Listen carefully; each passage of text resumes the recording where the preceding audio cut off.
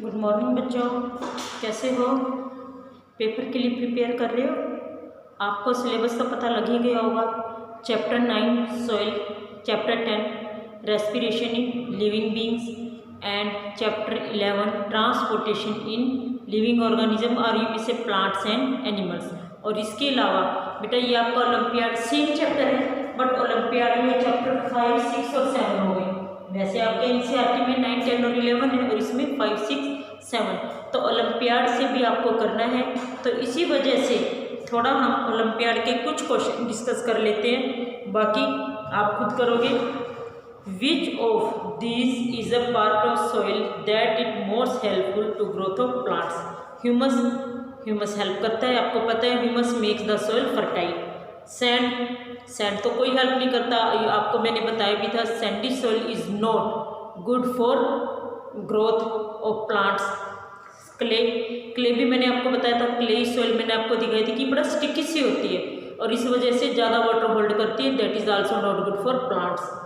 Small porous rocks, rocks तो क्या करेंगी, रॉक्स तो खुद इतनी हार्ड्स होती हैं कि इसमें कोई भी हेल्प नहीं करती। So answer is a humus, because it make the soil fertile and help in the growth of plant. Second question is, which of these are present in soil and required for growth of plants? Chemicals, chemicals तो आपको पता है harmful होते हैं, chemical के side effects भी होते हैं, इसके मतलब हार्मफुल इफेक्ट्स भी होते हैं। Pesticides, pesticides no doubt is use to kill pests, और ये एक टाइम तो हेल्प कर देता है, लेकिन अगर हम इनका लॉन्ग रन में यूज़ करें तो इट इज़ नॉट हेल्पफुल, कोई हेल्प नहीं करता, उल्टा कुछ ना कुछ इसमें जैसे ये पोल्यूशन क्रिएट करेगा और भी बहुत सारी प्रॉब्लम इससे आ जाएंगी। तो pesticide is also not good. Fertilizers, fertilizers no doubt increase the fertility of soil, लेकिन लॉन्ग रन में अगर हम इनका यूज़ करें तो that will be harmful, it make the soil acidic और बेसिक, तो लॉन्ग रन में ये ज़्यादा यूजफुल नहीं है। The answer is mineral nutrients. Mineral nutrients क्या होते हैं जो सॉइल में प्रेजेंट होता है, like carbon, hydrogen, oxygen, copper, ये सब ये क्या प्लांट की ग्रोथ में हेल्प करते हैं। तो आंसर इसका है D, mineral nutrients. Which of following sequence show the correct arrangement of different layer of soil? इसमें सबसे ऊपर मैंने आपको बताया था टॉप सॉइल, बिल्कुल ठीक है, उसके नीचे सब सॉइल होती है और उसके नीचे पेरेंट रॉक या बेड रॉक। तो अब देखो सब सॉइल नहीं, सबसे ऊपर तो सब सॉइल नहीं होती, टॉप सॉइल होती है, ये सीक्वेंस हमारी गलत है। थर्ड बेड रॉक, इसमें तो बेड रॉक को सबसे ऊपर दिखा रखा है, बेड रॉक तो लोअर मोस्ट लेयर है, तो ये भी हमारी सीक्वेंस गलत है। सब सॉइल, इसमें अगेन सब सॉइल ऊपर दिखाई, तो correct sequence is a, top soil, सब सॉइल एंड बेड रॉक, तो ये हमारी करेक्ट सीक्वेंस है। विच of following layer of soil contain more humus? Humus मैंने आपको बताया था सबसे ज़्यादा किस में होता है, टॉप सॉइल में। जैसे जैसे टॉप सॉइल से हम सब सॉइल या बेड रॉक की तरफ जाते हैं तो हमारा जो ह्यूमस है मतलब बी में थोड़ा बहुत होता है, लेकिन बेड रॉक या पेरेंट रॉक में तो बिल्कुल नहीं होता। तो answer is topsoil. In which of following agriculture method different type of crops are grown in a piece of land season after season?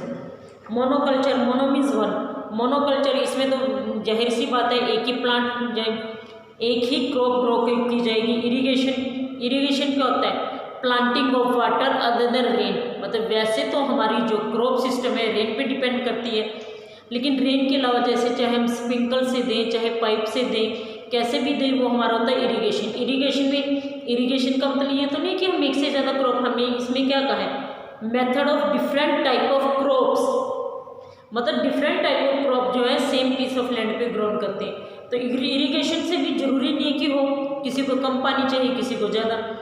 Crop rotation, crop rotation क्या होता है, फॉर एग्जांपल इस साल मैंने वीट ग्रो किया है, next year में ग्राम grow करूँ यानी कि चना, नेक्स्ट टाइम मैं पल्सेस ग्रो करूँ, तो एक तरह से different type of crop grow हो गई ना, वो भी सेम पीस ऑफ लैंड। तो answer is crop rotation. Manuring, manuring तो क्या होता है कि हम उसको मैन्योर डालते हैं या फर्टिलाइजर डालते हैं, उससे भी जरूरी नहीं है कि हम एक ही तरह मतलब डिफरेंट टाइप ऑफ क्रॉप्स हम एक ही सीजन में ग्रो कर सकें, ठीक है। तो answer is crop rotation C. Fungi and bacteria grow mostly in which layer of soil? जाहिर सी बात है, मैंने आपको बताया था कि जो टॉप सॉइल है वही हमारी प्लांट की ग्रोथ में हेल्प करती है, वही हमारी लाइफ को सपोर्ट करती है। तो answer is top soil. Which of following forms live in soil, बताया था मैंने आपको, बहुत सारे होते हैं लेकिन उनमें सबसे ज़्यादा जो रहता है अर्थवर्म। अर्थवर्म जो है live in the soil. Ringworm parasite है, ये किसी न किसी लिविंग बीइंग के अंदर रहता है बॉडी में। फ्लैटवर्म अगेन वो भी पैरासाइट है, वो भी कहाँ रहता है, बॉडी के अंदर, जैसे ह्यूमन बीइंग की बॉडी में भी हो सकता है। सिल्कवर्म आपको पता है, help in production of silk and it grow mainly on mulberry tree. तो answer is earthworm. Which of following help in soil formation, soil की फॉर्मेशन में कौन हेल्प करता है, फॉर्मेशन और रॉक नहीं, इससे तो हमें क्या हेल्प मिलेगी, रॉक बन रही है, सॉइल थोड़े ना बन रही है। Second, arrangement of layer of sand, अगर हम सैंड की एक लेयर से दूसरी लेयर के ऊपर लगाते चले जाएं तो क्या हेल्प करेगा, no. Third, breaking down of rock, हाँ ये ठीक है, जब रॉक्स हैं वो ब्रेक होती हैं तब हमारी सॉइल बनती है। तो answer is breaking down of rock. Arrangement of rock में भी अब बहुत सारे रॉक्स हैं, पूरे इस पर रॉक्स ही रॉक्स फैली हुई है, कोई हेल्प नहीं हमें मिलेगी। नेक्स्ट है, विच of following is called soil profile.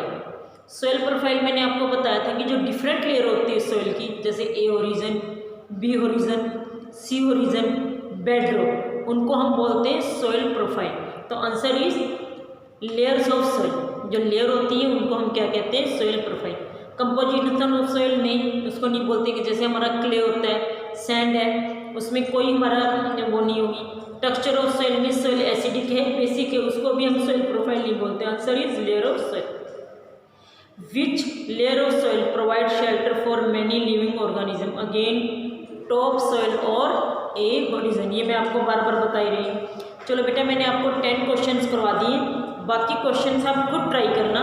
और जिन बच्चों के पास बुक नहीं है वो भी बेटा पूरा लेसन अगर थोरोली रीड करोगे, कुछ नहीं है क्या, बुक से ही तो है सारा, बुक से बाहर थोड़े ना, तो थोरोली बेटा चैप्टर रीड कर लेना, मतलब एक एक वर्ड आपको पढ़ना है और उसको समझना है।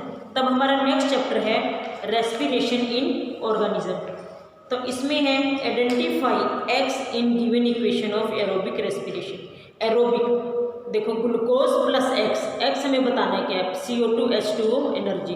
अब देखो ये कौन सी है, एरोबिक है, तो एरोबिक में वाटर नहीं, वाटर तो बाद में बनता है, ये बना हुआ वाटर H2O। ऑक्सीजन क्योंकि मैंने आपको बताया था ग्लूकोज जब ऑक्सीजन से मिलता है तब ऑक्सीडेशन ऑफ फूड होता है, तो ग्लूकोज के साथ इसका आंसर आएगा ऑक्सीजन। इथाइल अल्कोहल नहीं हो सकता क्योंकि ये भी नाइट्रोजन तो मैंने आज तक कभी पढ़ाया ही नहीं कि रेस्पिरेशन में नाइट्रोजन का कोई यूज़ है। नेक्स्ट है, the following word equation show a chemical process that take place in organism Y, means हमें ग्लूकोज है, इथाइल अल्कोहल, कार्बन डाइऑक्साइड, ठीक है, ये हमारी इक्वेशन। तो हमें बताना है कि किस ऑर्गेनिज्म में होती है। पहले तो ये देखो एरोबिक है, एनारोबिक है, इथाइल अल्कोहल बन रहा है तो means it is anaerobic respiration. अब हम देखेंगे एनारोबिक किसमें होती है, एल्गी तो ऑटोट्रोप्स है, फोटोसिंथेसिस शो करती है, तो एल्गी में तो नहीं हो सकती। प्रोटोजोन पैरासिटिक है तो इसमें भी नहीं हो सकती। ईस्ट, हाँ ईस्ट में हो सकती है क्योंकि ईस्ट जो है एनारोबिक रेस्पिरेशन शो करता है। ईस्ट में होगा हाइड्रा प्लांट है, इसमें भी एनारोबिक रेस्पिरेशन नहीं होगा, तो answer is east. What will happen when diaphragm relax and curve upward, relax and curve, relax कब होता है डायफ्राम और अपवर्ड कब जाता है, मीन्स ऊपर की तरफ कब जाता है, बताओ, जब हम एक्सहेल करते हैं तभी होता है ना। और एक्सहेल करने में हम क्या करेंगे, कार्बन डाइऑक्साइड को रिमूव करेंगे, वी पुश आउट एयर, तो air is forced out of the, ये तो पहले ही आंसर ठीक है, एयर इज फोर्स्ड आउट क्योंकि एक्सहेल कर रहे हैं हम, एक्सहेल करने में हम एयर को बाहर निकाल रहे हैं। The rib cage goes up, rib cage तो ऊपर जा ही नहीं सकता, रिब केस तो नीचे आएगा, ठीक है। Next, the volume of thoracic cavity increase, जब इंक्रीज हो रहा है तो उसमें एयर फिल होगी, हम एयर फिल तो इसमें हो नहीं रही, अगर एयर फिल हो रही है तो रिलैक्स कर ही नहीं सकता। Air pressure inside the thoracic cavity decrease, air pressure decrease नहीं होगा क्योंकि अगर एयर प्रेशर डिक्रीज होगा तो बाहर की तरफ जाएगी तो अंदर की तरफ एयर आएगी, ठीक है। फोर्थ है, the classification of table given below show how different organism breathe, gills, lungs, skin. अब हमें देखना है कि गिल्स से अब देखो ए ऑप्शन देखो, टेडपोल गिल से ब्रीथ करते हैं, ठीक है। वेल लंग से करती है, स्किन से अर्थवर्म। मुझे यही ठीक लग रहा है पर बाकी सब भी देख लेते हैं। बी में देखो फिश गिल से करती है, ठीक है। क्रोकोडाइल लंग से करता है, ठीक है। कॉकरोच स्किन से नहीं करता क्योंकि कॉकरोच में इंसेक्ट है और इंसेक्ट जो है ट्रैकिया से रिस्पायर करते हैं। बताया था ना कि में एक स्पेशल ऑर्गन होता है that is called as trachea, तो मीन्स बी ऑप्शन गलत है। अब सी देखो, फ्रॉग गिल से करता है, ठीक है। शार्क नो, शार्क लंग से नहीं करती। और टोड भी स्किन से नहीं करता, टोड किससे करता है, गिल से, मीन सी ऑप्शन भी गलत है। डी प्राण नहीं, प्राण में कोई गिल नहीं होते। ग्रास ऊपर इंसेक्ट्स है तो लंग से कर ही नहीं सकता, ग्रास ऊपर में ट्रैकिया होती है। कॉकरोच मतलब डी ऑप्शन भी गलत है, तो ए ऑप्शन इसमें ठीक है। नेक्स्ट है gas P diffuse out, means a gas है, ये जो पी गैस है ये डिफ्यूज आउट यानी बाहर आ रही है from capillary into an alveolar in the lungs when is give expelled out. अब पी गैस डिफ्यूज आउट हो रही है तो डिफ्यूज आउट कौन सी गैस होती है रेस्पिरेशन में, कार्बन डाइऑक्साइड। तो कार्बन डाइऑक्साइड, अब इसने पूछा when is P expelled out. Expelled out कब होती है, एक्सपेल्ड आउट मीन्स बाहर निकलती है कब, ड्यूरिंग एक्सहेलेशन, तो इसका आंसर है during exhalation. When we inhale we breathe in air into lungs, when do we breathe out what we exhale. Oxygen नहीं, हम ऑक्सीजन तो बाहर नहीं निकालते, ऑक्सीजन तो हम इनहेल करते हैं। ओनली हाइड्रोजन का तो कोई फंक्शन ही नहीं है। Air that has more oxygen नहीं, अगर ज़्यादा ऑक्सीजन होगी तो हम उसको बाहर क्यों छोड़ेंगे, हम अपनी बॉडी में ही लेंगे। Air that has more carbon dioxide, ये ठीक है क्योंकि जिसमें कार्बन डाइऑक्साइड ज़्यादा है इनहेल एयर के मुकाबले वही तो बाहर आएगी। What is the function of air in the nose, function क्या है, टू सिक्रीट म्यूकस नहीं, म्यूकस तो ऑलरेडी इसमें सिक्रीट होता है, हेयर नहीं सिक्रीट करते। टू ट्रैप डस्ट पार्टिकल्स, मैंने बताया था ना कि जो हमारी हेयर होते हैं नोज में वो क्या करते हैं, एक तरह से मतलब फिल्टर का काम करते हैं, तो डस्ट पार्टिकल है उसको फिल्टर कर देते हैं, उसको अंदर नहीं जाने देते। तो आंसर इसका यही है टू ट्रैप डस्ट पार्टिकल्स। लेकिन सी और डी भी देख लेते। टू प्रोटेक्ट म्यूकस ग्लैंड, ये भी गलत है। टू प्रिवेंट जम्स तो बेटा इतने स्मॉल होते हैं फिल्टर हो ही नहीं सकते। Germs can not be seen by naked eye, तो जम्स एंटर कर सकते हैं अगर बहुत ज़्यादा स्मॉल है, तो इसका सी आंसर बी आंसर है to trap dust particles. Identify the level particle P Q R, P इसमें देखो क्या है, पी इसमें क्या है, आई थिंक ट्रैकिया। अब ट्रैकिया बी में दिया है डी में दिया है, यानी कि ए और सी तो गलत है, ठीक है। क्यू हमारा है एलेवल्स, ठीक है, और आर हमारा डायफ्राम, तो आंसर इसका डी आएगा, आंसर इज डी, क्योंकि हमारे जो लंग्स के नीचे जो ये इस तरह की कवरिंग होती है दैट इज डायफ्राम, ठीक है। नेक्स्ट आपका है which of this organ in human respiratory. अब देखो ह्यूमन बीइंग में ट्रैकिया होती है, ब्रोंकस भी ह्यूमन बीइंग में होती है, एलेवल्स ये भी होती है, तो answer is all of this, मतलब सभी हमारे ह्यूमन रेस्पिरेटरी सिस्टम में प्रेजेंट होते हैं। What will happen when thin rubber sheet is pushed upward, ये जो रबर शीट है ऊपर हम करेंगे तो क्या होगा, एयर इज पुल्ड इन नहीं, एयर इज फोर्स आउट, हाँ ये आंसर ठीक है, क्योंकि जब हम इसको अंदर जाएंगे तो रिलैक्स होगा, ठीक है। रिलैक्स होने के बाद क्या होगा, जो थोरेसिक कैविटी का वॉल्यूम है वो इन डिक्रीज हो जाएगा और वो एयर जो है हमारी वो बाहर की तरफ पुश होगी। तो ये था आपका बेटा 6 चैप्टर। 10 क्वेश्चन मैंने करवा दिए, 30 क्वेश्चन हैं। 30 क्वेश्चन के अलावा थोड़े बहुत ही प्रीवियस क्वेश्चन है, ये आप खुद करना बेटा। अब हमारा नेक्स्ट है transportation in living beings. What is the function of red blood cell, मैंने सबके फंक्शन बताए हुए हैं। रेड ब्लड सेल में मैंने आपको बताया था हीमोग्लोबिन होता है, हीमोग्लोबिन है ऑक्सीजन से कंबाइन करता है और ऑक्सीजन से कंबाइन करने के बाद ये ऑक्सी हीमोग्लोबिन बनाता है और पूरे जो जितने भी हमारे बॉडी सेल हैं, जितने भी हमारे टिश्यू हैं, उनको ये ट्रांसपोर्ट करता है। तो answer is transport oxygen. Water को ट्रांसपोर्ट ये नहीं करता। फाइट अगेंस्ट जम्स, ये भी गलत है, क्योंकि जम्स से कौन लड़ता है, WBC, RBC नहीं लड़ता। Help in blood clotting, blood clotting में कौन हेल्प करता है, प्लेटलेट्स, ठीक है बच्चों। अब नेक्स्ट है, तो इसका आंसर क्या आएगा, transport oxygen. Identify the component X and Y. X produce antibody. Antibody कौन प्रोड्यूस करता है हमारी बॉडी में? बताया था मैंने, WBC। WBC एंटीबॉडी प्रोड्यूस करता है और वो जर्म से हमारे फाइट करता है। Help in blood clotting. Blood clotting में कौन हेल्प करता है? प्लेटलेट्स, क्योंकि प्रोटीन रिलीज करता है और वो प्रोथ्रोम्बिन वो किस में हेल्प करता है? ब्लड की क्लॉटिंग। तो आंसर इज देखो एक्स प्लेटलेट दिया हुआ, गलत। चलो ये तो पहली गलत। एक्स RBC दिया हुआ, नहीं। RBC भी क्या करता है? Transport of oxygen. X plasma, नहीं। प्लाज्मा तो वैसे ही फ्लूइड पार्ट है। तो आंसर इज डी। एक्स यानी कि WBC हमारा और वाई हमारा क्या है? Platelets. Which organ is represented by x in the human body? X excretion भी हो रहा है, रेस्पिरेशन भी हो रहा है, तो बेटा इसका आंसर स्किन आएगा। Which level structure in the given figure involve in the transport of water and mineral?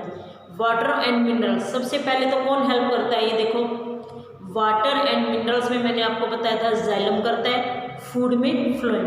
तो अब जाइलम हमारा पी, नहीं पी तो हमारा जाइलम नहीं है, ये तो हमारी ये एक लेयर है, क्यूटिकल लेयर है। क्यू भी नहीं है, क्यू हमारा ये दूसरे सेल होते हैं। आर, हाँ आंसर इज आर, क्योंकि जो जाइलम होता है इस टाइप का ही स्ट्रक्चर होता है जो इसमें ऐसे बना हुआ। तो ध्यान से बेटा आप अपनी बुक में देखोगे तो इस तरह का ये स्ट्रक्चर है, ठीक है। तो ये है हमारा जाइलम। आर यानी हमारा क्या है? जाइलम। एस भी हमारा जाइलम नहीं है। इसके बाद the following statement describe how the transport of system in plants. इसमें हमसे correct which is the correct sequence? Xylem tube carry water. Xylem tube जो कैरी, चलो ये देखते हैं हम पहले क्या होता है। द लीव मेक फूड, ये तो बाद में ही आएगा, क्योंकि जब तक हमारे पानी नहीं मिलेगा हमारा फूड नहीं प्रिपेयर होगा। तो क्यों तो हमारा बाद में सीक्वेंस है। The leave receive water and mineral salt, ये भी बाद में आएगा, क्योंकि जब तक जाइलम पानी नहीं लेके जाएगा, देखो जाइलम हमारा इस टाइप से है, जब तक ये वाटर नहीं लेके जाएगा तब तक लीव को हमारा नहीं मिलेगा। लीव को पानी बाद में मिलेगा, पहले हमारा ये लेके जाएगा। फ्लोएम ट्यूब ट्रांसपोर्ट फूड, अरे जब फ्लोएम फूड बनाएगा तभी तो ट्रांसपोर्ट करेगा। रूट हेयर, हाँ सबसे पहला तो हमारा टी आएगा। रूट हेयर एब्जॉर्ब, क्योंकि जो हमारी ये रूट हेयर ऐसे प्रेजेंट होती है, ये सबसे पहले क्या करेगी? पानी को एब्जॉर्ब करेगी। Root hair it will absorb water. तो सबसे पहले हमारा टी है। अरे ये तो बहुत आसान है, देखो पहले पी दिया और पी नहीं हो सकता, यहाँ भी पी है, तो सबसे पहले हमारा टी बी में दिया तो हमने आंसर बी है। सबसे पहले हमारा टी है रूट हेयर एब्जॉर्ब। इसके बाद क्या करेगी? जब रूट हेयर ने एब्जॉर्ब कर दिया तो काम किसका शुरू हुआ? जाइलम का। Xylem tube carry water and minerals salt to the parts of plant, ठीक है। इसके बाद आर, जब ये पहले तो रूट ने एब्जॉर्ब किया, इसके बाद फिर वो उसको जाइलम लेके गया। जाइलम से फिर किसने रिसीव किया? लीव्स ने, ठीक है। लीव्स ने पानी रिसीव किया। इसके बाद क्यों? जो पानी का यूज़ करके leave make food in the presence of sunlight. और इसके बाद जब उसने फूड बना लिया, phloem tube transport food to the other part of plants. तो आंसर इज बी, ठीक है बच्चों। अब इसके बाद है identify X Y and Z. X हमारा क्या है? यूरेथ्रा। एक्स हमारा यूरेथ्रा है, इसमें हमने एक्स यूरेटर दिया हुआ मीन्स गलत है। बी यूरेटर गलत। डी यूरेथ्रा दिया हुआ है। और वाई, ठीक है, यूरेनिल ब्लैडर है जो कि यूरिन को स्टोर करता है। और जेड हमारा यूरेटर है जो कि यूरिन को किडनी से लेके जाता है। तो ये हमारा आंसर इज 7th का D. Which blood cell can do this function as shown flow? Red blood cell, ये बैक्टीरिया है, बैक्टीरिया को इनगल्फ कर रहा है, यानी बैक्टीरिया को ये एक तरह से डाइजेस्ट कर रहा है। रेड ब्लड सेल नहीं, वो तो ऑक्सीजन ट्रांसपोर्ट करता है। वाइट ब्लड सेल, इसका आंसर वाइट ब्लड सेल आएगा, ठीक है। तीसरा प्लेटलेट्स नहीं, प्लेटलेट्स क्लॉटिंग में हेल्प करता है। Denucleated red blood cell नहीं, चाहे उसमें न्यूक्लियस हो चाहे ना हो, इससे कोई फर्क नहीं पड़ेगा, क्योंकि रेड ब्लड का सेल क्या है? To carry oxygen. Study the carrying. अब पी में हमारा क्या है? A thick walled vessels that carry oxygenated blood. Thick wall हमारा क्या होता है? जो ऑक्सीजनेटेड ब्लड लेके आता है, आर्टरी। तो पी यानी कि हमारा आर्टरी। अब इसमें देखो पी आर्टरी आर तो नहीं है, क्यू भी आर्टरी नहीं है, पी है। अब हमारा आंसर या तो बी हो सकता है या डी। चलो अब हम दूसरा देखते हैं। A thin walled vessel that carry deoxygenated blood. Q हमारा वीन है, वीन ही लेके जाती है ना डीऑक्सीजनेटेड ब्लड, तो क्यू हमारा वीन हमारा, इसमें हमें ए भी दिया हुआ है। तो लेकिन पी तो हमारा आंसर ये नहीं था, आर्टरी। पी हमारी आर्टरी है, ठीक है, और क्यू हमारी वीन है, और R very small thin tubes, तो इसका आंसर बी आएगा। देखो पी हमारा आर्टरी बन रहा है, आर कैपिलरी और क्यू वीन्स, तो आंसर इसका बी है। Identify the gas that is diffusing out of the body cell into the blood. Again diffuse out कौन सी होती है? Carbon dioxide. कार्बन, क्योंकि हम इन तो हमारा होता है ऑक्सीजन और आउट कार्बन डाइऑक्साइड। तो इसके भी बेटा मैंने आपको 10 क्वेश्चन करवा दिए। बाकी क्वेश्चन आप खुद ट्राई करोगे, चाहे आप ओलंपियाड दे रहे हो चाहे नहीं दे रहे, लेकिन बेटा आप ये समझो जरूर, ताकि आपकी नॉलेज जो है इससे बढ़ेगी। बेनिफिट है इसका, कोई नुकसान तो नहीं है। कुछ भी चीज़ अगर हम सीख रहे हैं या कुछ भी चीज़ अगर हम कर रहे हैं तो उसका हमें कुछ ना कुछ बेनिफिट तो मिलना है, ठीक है बेटा। एग्ज़ाम की तैयारी आराम से करना, यही रीज़न है कि मैंने नेक्स्ट चैप्टर नहीं करवाया, पहले आपसे ओलंपियाड डिस्कस किया ताकि आपको कोई भी प्रॉब्लम ना हो, ठीक है। All the best for paper.